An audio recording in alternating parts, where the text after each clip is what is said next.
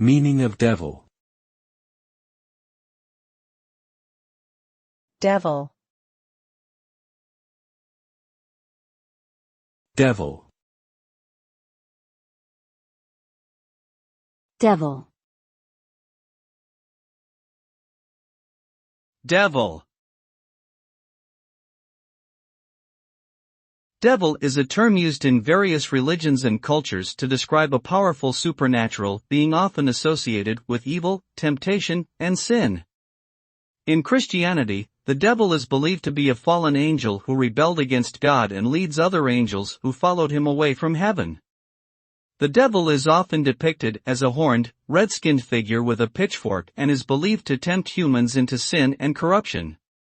Other cultures have their own interpretations of the devil, but the common thread is the association with wickedness and malevolence.